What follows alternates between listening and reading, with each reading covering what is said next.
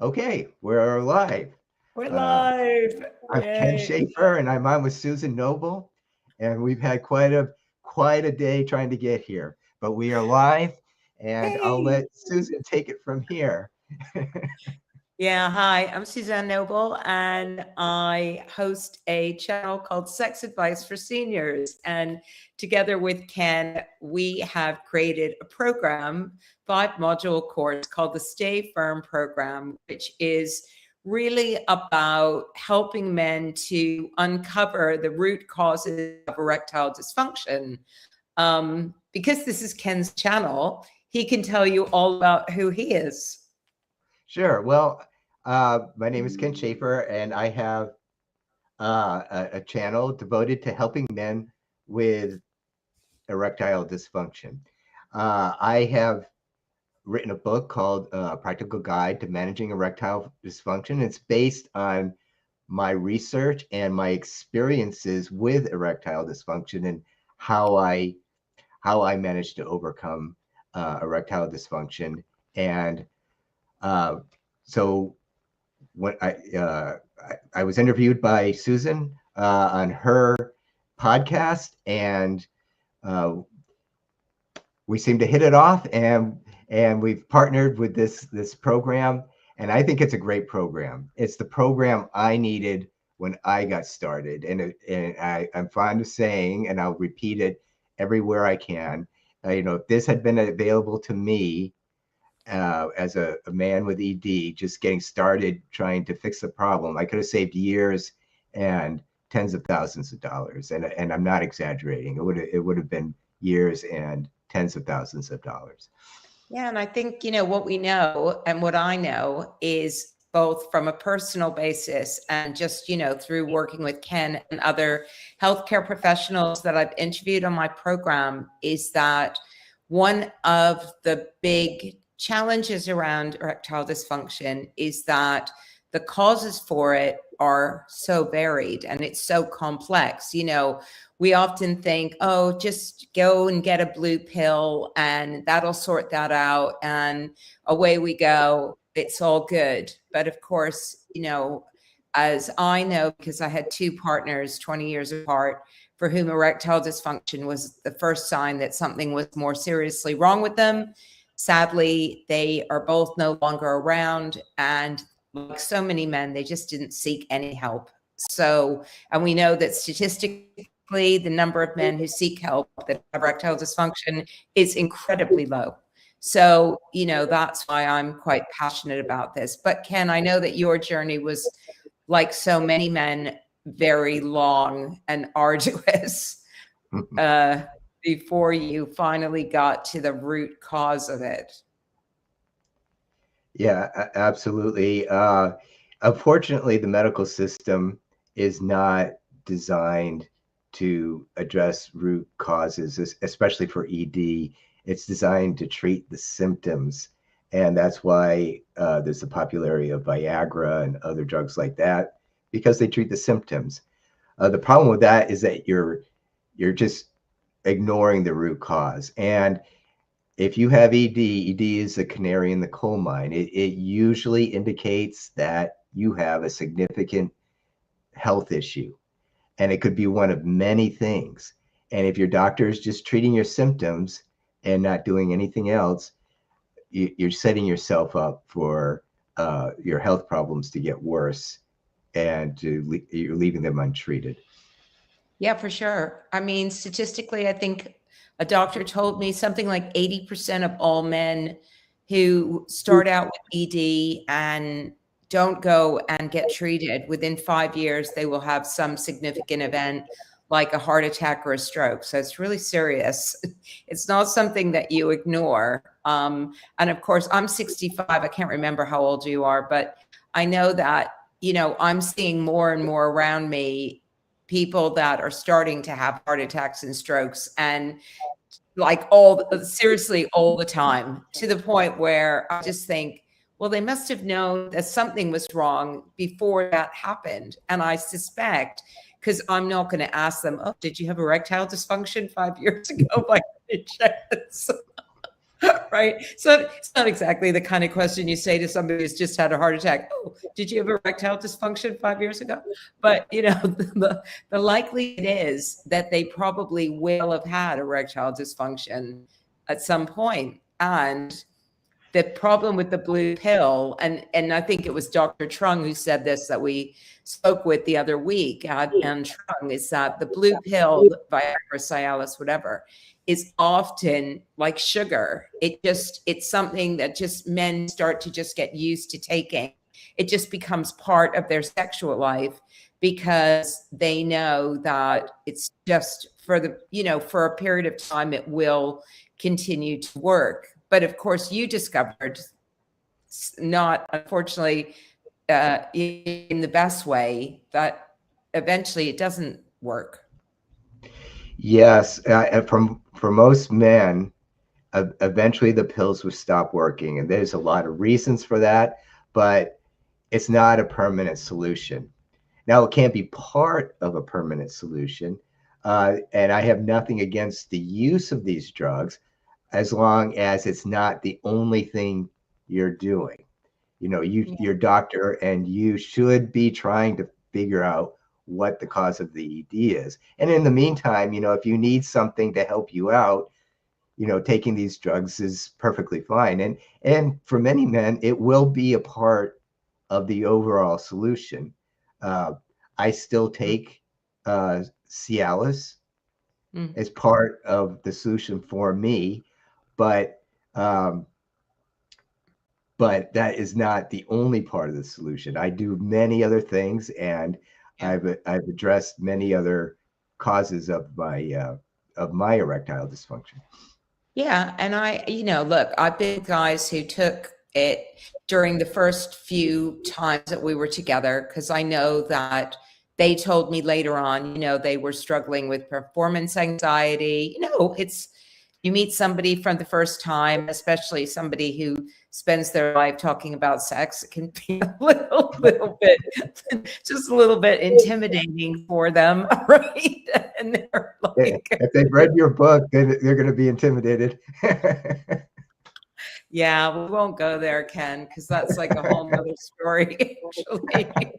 Either they're going to be intimidated, or they're going to think that I'm something that I was, someone I was 20 years ago when I wrote that. And they're going to be, waiting for all of the excitement to kick off and wondering why it hasn't. But regardless of that, I think that, there are many, many reasons for ED, whether it can be performance anxiety related. So it can be, it's something that's going on in your head, can be, prostate related. It can be cardiovascular. It could be diabetes. It could be stress related. It could be not having enough sleep. It could be that you've got a poor diet. It could be environmental factors. Like, it's literally such a long list. And that's part of why we developed the program, is because doctors have usually got sort of 10 minutes to deal with you. I'm not going to be going through that incredibly long list with you to find out which of those, multiple factors could be causing erectile dysfunction. They just want you out of the surgery typically as quickly as possible. So, it's up to you. And I say this to women as well around kind of symptoms of menopause that impact on their sexual health. Because believe me, it's not actually that different. Is that lots of women go and see a doctor, complaining of vaginal dryness, for example, and then they get shoved off with lubricant, which often is not really going to do what it needs to do for that particular circumstance. And similarly, I've told people you need to advocate for your own health, which is why, as part of the program, we've developed a worksheet around questions you can ask your doctor, for example, so that you go in with a list of questions and you've already got all the information that have available about when it started, etc., so that your doctor is much better informed. And that's going to mean a better outcome, I think, generally for you as a patient. Like, the more you can be informed as a patient, the more you're going to get out of your doctor. Yes, you are the only person you can depend on when it comes to your health. Doctors, of course, they mean well, but they have their limitations. They have time Yeah. limitations, and they have the fact that they probably haven't received much training on this topic. Yeah. And even doctors who do specialize in this topic, many of them are years behind where what the research shows and where the data is.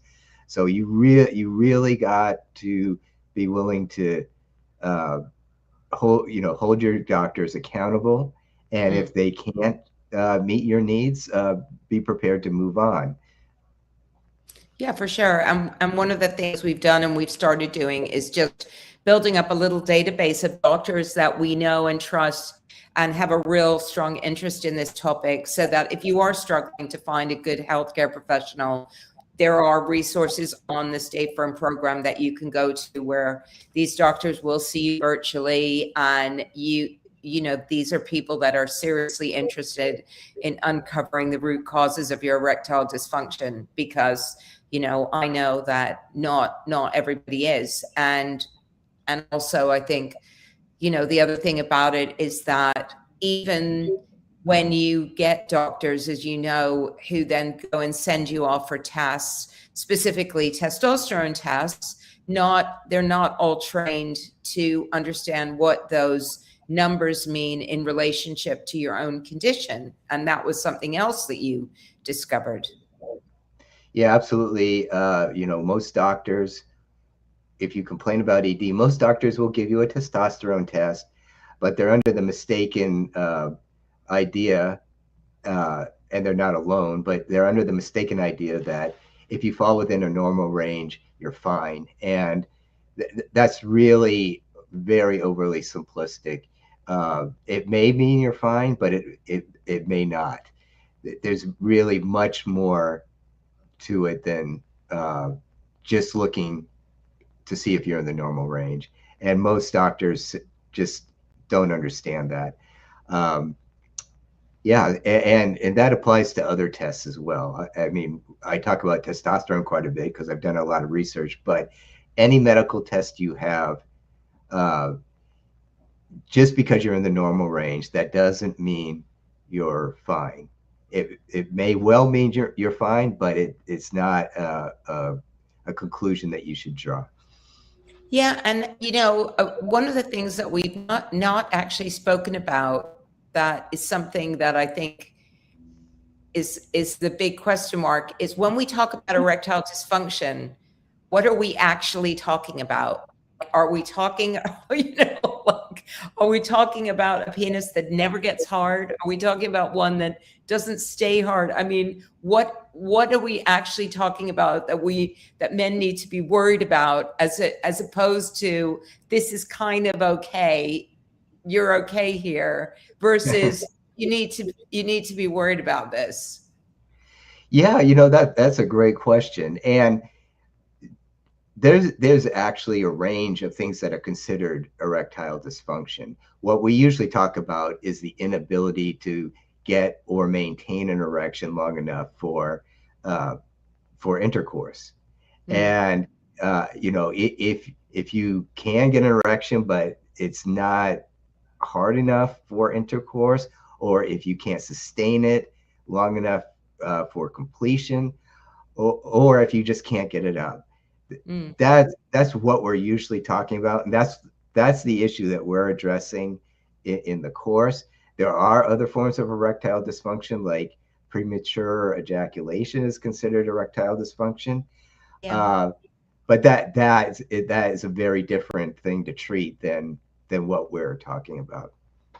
Yeah, and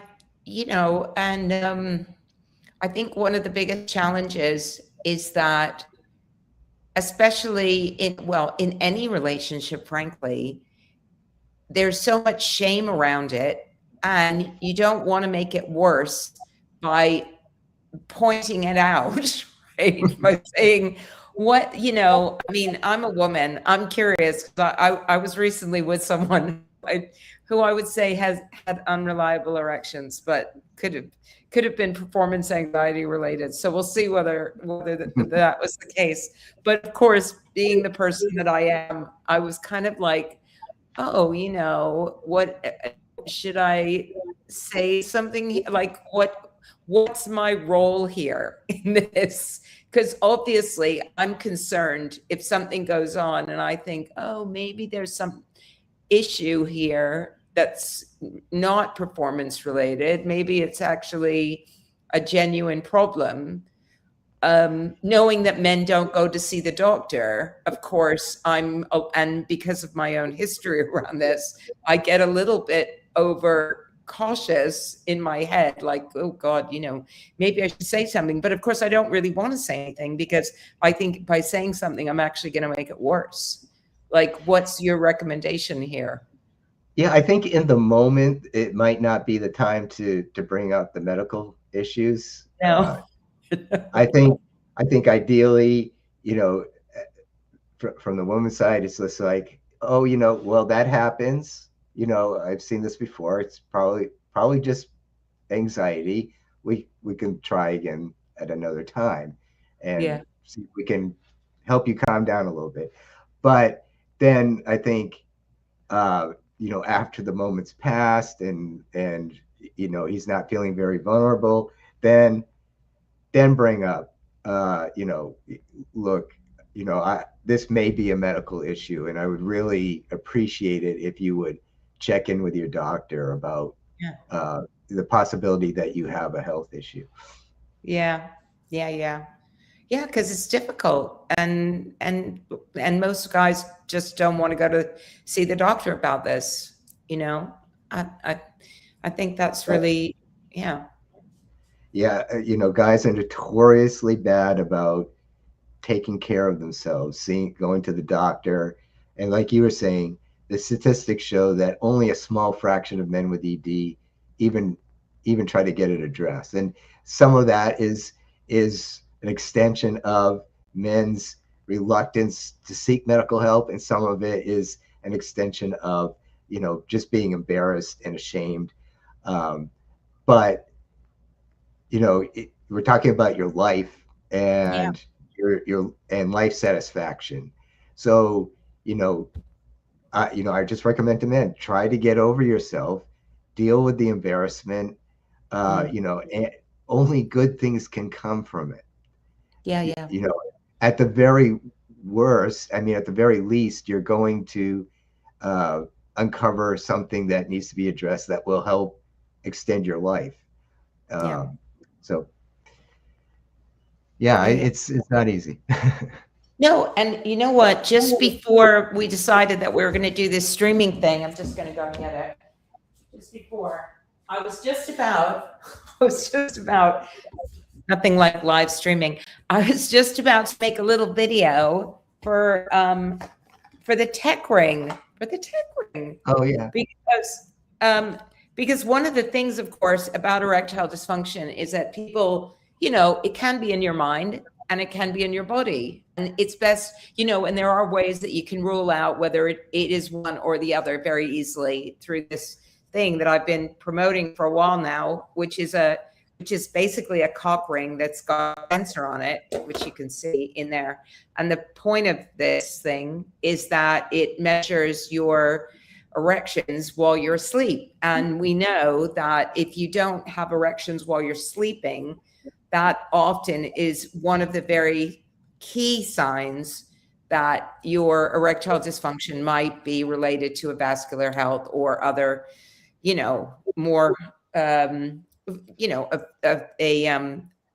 issue within your body. So, if you don't want to go and see your doctor immediately, you can pick up one of these things from Firm Tech. It's called the Tech Ring, and you can find out whether or not you're getting hard in the night. If you're getting hard 3 to 5 times in the night, then chances are what's going on is in your mind, and you can put and you can rule out your body, which is always nice. But if you're not getting that, then, clearly there might be some other issues. And so, you don't have to have that embarrassing discussion if you actually just check one of those things out to start with. So, I think every man over the age of 50 probably needs to have some type of cock ring available. yeah, And there are many advantages to what you were just showing everyone, because it will help diagnose the problem. Yeah. But even if you don't want to get that, just a simple cock ring can make a huge difference in your ability to sustain an erection. Yeah, for sure. Yeah. Yeah, absolutely. And the nice thing about this thing is that they do them without the sensor as well, and they're not very expensive. And I put it on my partner because it's super easy to do, whereas some of the static ones are quite fiddly. If you've never worn a static one, you know, you have to be soft, you have to put it on, you have to sort of squeeze everything in there. It can be, you know, it can be quite Yeah. challenging. Whereas this one, they can, you know, you can be hard. You literally just plop the thing around the balls and hook it around, and it's really fast and easy. And it's so fast that actually you can do it almost without it like stopping, you know, your entire you know, sex life. It can just become part of it. So I always recommend them because I think they just make things easy. They keep you hard, and guys like to stay hard, and they give you better orgasms. And who doesn't want better orgasms? You know, I think for a lot of guys, it's just a question of cock rings have been associated with gay men, and so they think, oh no, you know, I'm not gay, I shouldn't wear one. And like so many of these things, I just think, get over yourself. Yeah, I think that's a big part of the problem. I mean, not just cock rings, but pumping Pumping. and prostate massage and things like that. Yeah. Um, you know, there's a lot of taboos around these subjects. Mm. But again, you know, it's your, you know, your life and that your life satisfaction that's on the line.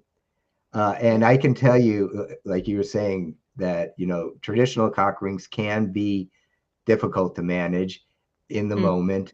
I've had experience where things didn't go well, you know, but so that is a really important selling point to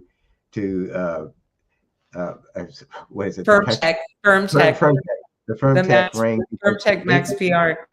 because you could just it it really is a much more simple process about putting it on and getting it on and Totally. using it. So Yeah.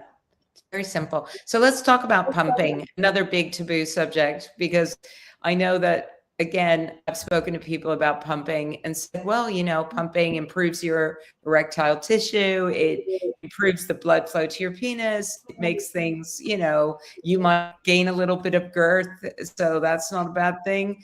But guys, again, have a total issue with pumping. And, you know, what was your experience? well, I didn't personally have an issue with it, but I know a lot of men do. Trying to convince men to use a pump is like trying to convince them to go outside without pants on. They just don't want to do it. Um, and so I don't fully understand it, except that I think it's you know it's a little bit of a chore, of course. Um, it's you know it seems, if you've never had erectile dysfunction. I remember when I never had I hadn't had developed erectile dysfunction. When I heard about people pumping, it was like there was like this ick factor, like, oh, I wouldn't want to do that. But it is extremely important, because if you're not having erections, blood is not getting to all the tissues in your penis, and they are going to become unhealthy, and it will take longer for you to recover uh, from erectile dysfunction uh, if those tissues are not healthy. It might be impossible to recover from erectile dysfunction. So, Yeah. you know, it should be a part of every man's routine who is uh, who has any signs of erectile dysfunction. There are some very specific cases where, you know, you may need to involve your doctor if you have blood disorders, or you know, uh, you know, hemophilia or something like that. But for the most part, most men can do it safely.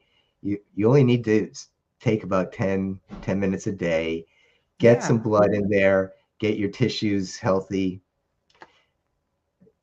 Yeah. It's really one of those things that if besides diet and exercise, pumping is probably the third on the list for things that will help you get over erectile dysfunction. Yeah. And I've worked with different companies that do pumps. I work with one in the UK called the Urology Shop. And I know that, there's a lot of pumps on the market. I think, generally they are, they all do somewhat of the same thing. I would say that some of the poor quality ones are a little bit more perhaps dangerous than others, in that the meters are not terribly reliable. The things tend to fall apart. So, if you are going to do it, especially if you're somebody who's had like a prostate operation where your doctor's probably going to recommend you do pumping anyway, get yourself a decent quality pump that's actually, not going to fall apart. So I would just say that generally avoid some of the cheaper models that are a little bit dodgy, and when it comes to the display and the other parts of it. Oh, that is a good point. And another thing is, there's a there's two types of pumps. There's water pumps and there's air pumps. And a lot of men prefer to use a water pump, and it works perfectly fine. But I would recommend having some type of air pump available. They're simpler to use, and if you do any kind of traveling or if you're not going to be at home, it may just be an easier solution than trying to use a water pump when you're in a hotel or at visiting someone or something like that. Yeah, for sure. And you briefly touched on diet, which I know, I was speaking to somebody earlier today, a fitness guy, and we were saying, so much of this is just about poor circulation, poor blood circulation. And often it starts with just an unhealthy diet, junk food, just your arteries are all clogged up. I mean, this isn't, it's not difficult to understand that all of this is about blood getting into your penis. And what if something's blocking that from happening, especially because the veins down there are narrower than the main arterial veins, then you're clearly going to have to do something to unclog your arteries. And the only way you can really do that is through improving your diet and getting more exercise. So again, I understand why the quick fix of taking the blue pill is like, it's a bit like the Ozempic of in terms of erectile dysfunction, right? It's a quick fix, a bit like Ozempic. If you go back to eating the same way that you were eating before, you're just going to put on weight at double the, at double the speed. And if you don't improve your diet, then eventually the blue pill's just going to stop working. So ultimately, you can't mask what's actually going on in your body forever. Absolutely. And diet also, we've talked about nitric oxide before, and diet can be a very important source of organic nitrates from certain fruits and vegetables have a lot of organic nitrates. And without going into all the details, basically your body will convert it into nitric oxide, and that is absolutely necessary for getting an erection. It also has a lot of other health benefits, but eating a diet is important, not just for unclogging your arteries, but for getting your body what it needs to actually get an erection.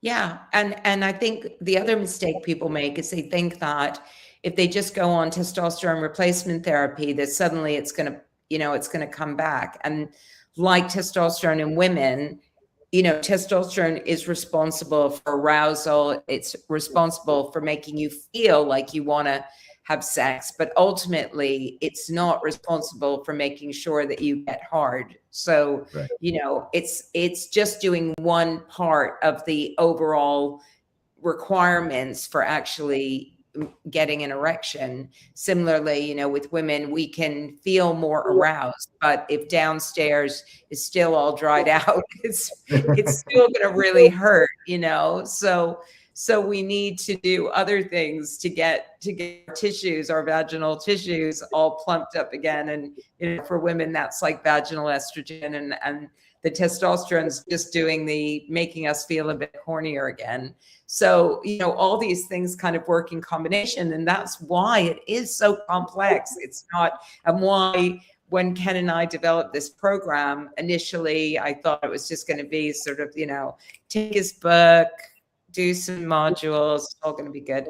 And then, you know, 3 months later, I'm still slaving over this thing, thinking, God, this is actually really complicated, because we want to give guys the full picture of what's happening. And unfortunately, you know, that does mean ruling out some of the other factors that might be preventing you from getting an erection. So it's a bit like if you're allergic to something and you're not quite sure what that happens to be, but you know that you know, you go and you go out for a meal and suddenly you come out in hives, or, you know, you have anaphylactic shock or whatever. And you're like, what is it in my food that actually was causing that? And then you have to start eliminating things from your diet until you finally pinpoint the actual issue. And I think ED is very similar to that. It's like, it could be a combination of factors. It could be one specific thing that's causing it. It's, you know, it's not as simple as just,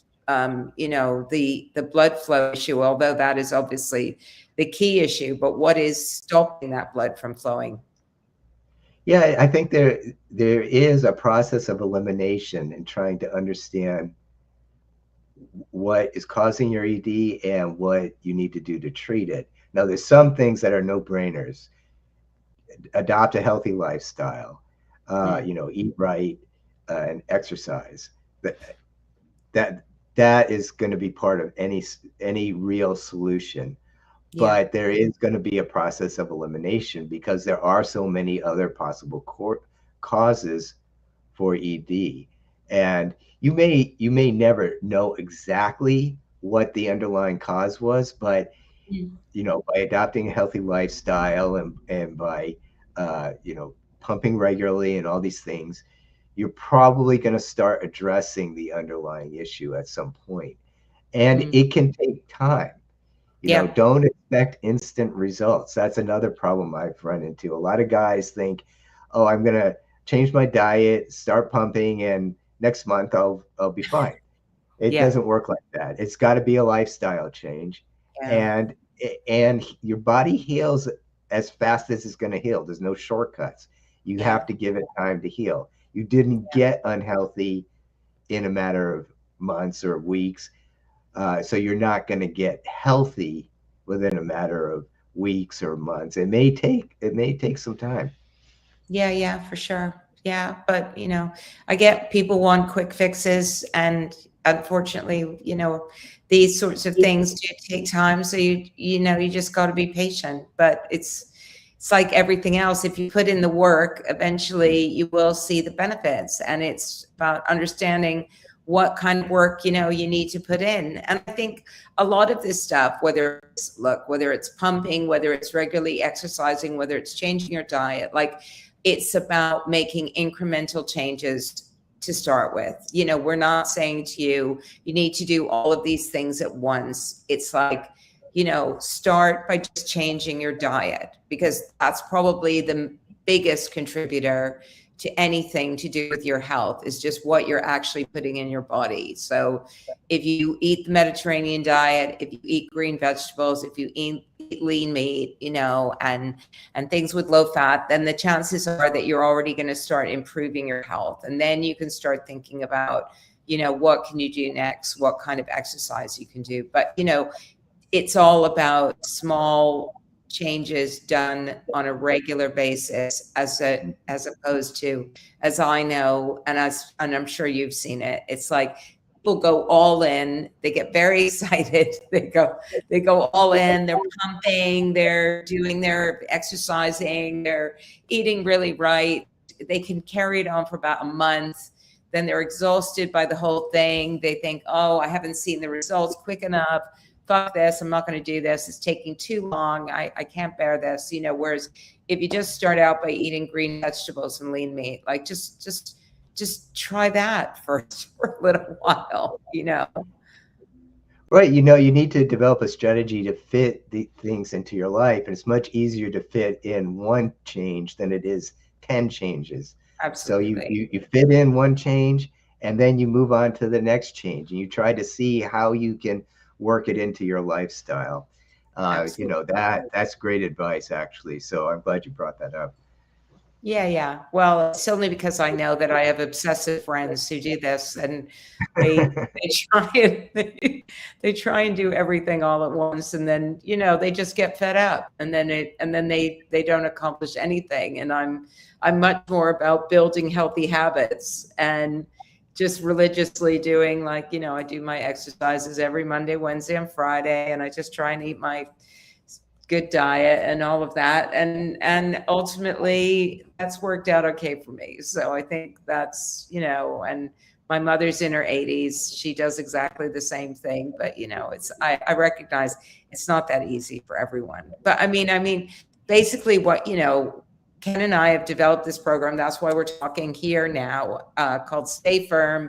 Very easy to find the URL. It's www.stayfirmprogram.com. And we are very excited about launching it. And we'd love you to have a look. It's $49.99. And yeah, I don't really have that much more to say about this other than probably because I'm exhausted. You're trying to get on YouTube Live. Well, we have covered a lot of ground here, and yeah, it seems like a good time to wrap it up. Remember, www.stayfirmprogram.com, and for less than $50, you're going to get better advice than you will get spending thousands of dollars going to some random doctor. So best $49 you're ever going to spend. You get so much. It's packed full of goodness. Okay, anyway, well, I'm glad. Thanks, everybody. Thank you, Susan, and I'll talk to you soon. Bye. Bye-bye.